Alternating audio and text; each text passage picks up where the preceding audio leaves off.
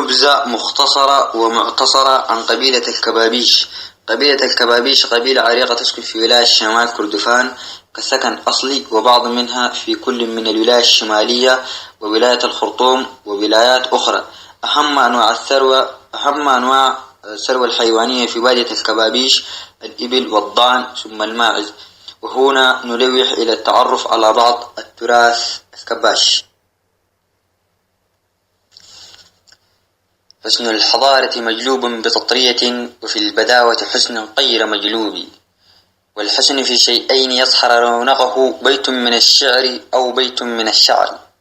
إنها حياة البداوة التي تستدعى سفرا ضخما من المعاني، التي قد تغيب عن الكثيرين، ولكنها حين تتمخض عن ميلاد حقيقتها تعرب عن استيقاء جم ووفرة علمية ومعلومية، ومفخر تشرئب به أعناق أهل البداوة تيها، والذي لا يدركه الكثيرين من الناس. أن البداوة في من المعاني ما تئن به جنبات الغراطيس وتعجز عن شرائه الورق. ففي ورافة من ظلال إحدى شجيرات وادي الملك وبمنطقة أبو زعيمة، ها نحن نتفيأ تلك الظلال مع ما يعرف بالعمارة.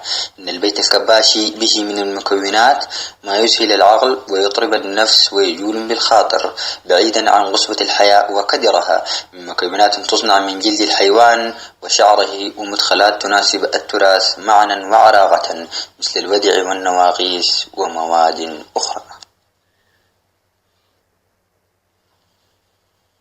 لو زرت باديتنا وأخذ لك جولة، تلقى نفسك مهمل نعم للمولى.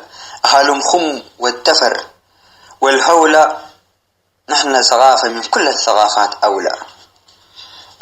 خم تتكون من 8 أصابع، كل أصبع يتكون من عدد من الودع، وهي أيضا من جلد الحيوان.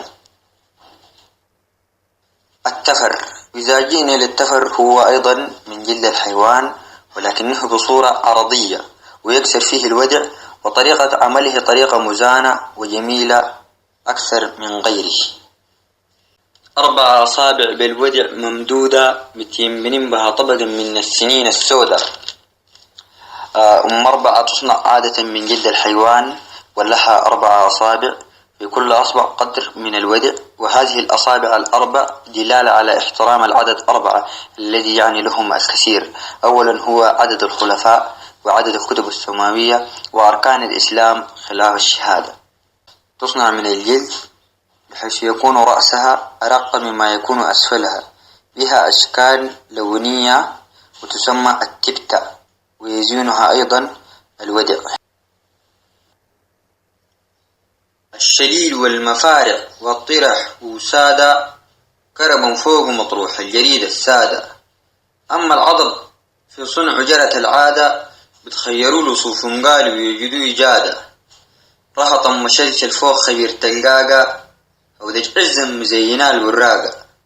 الخيش والكدان والشقة ثم الطاقة، حافظات العمار وبينات نقوى علاقة. فالعضبة من شعر الإبل خاصة، وبها حرير، والجانب التحتي منها شعر ماعز.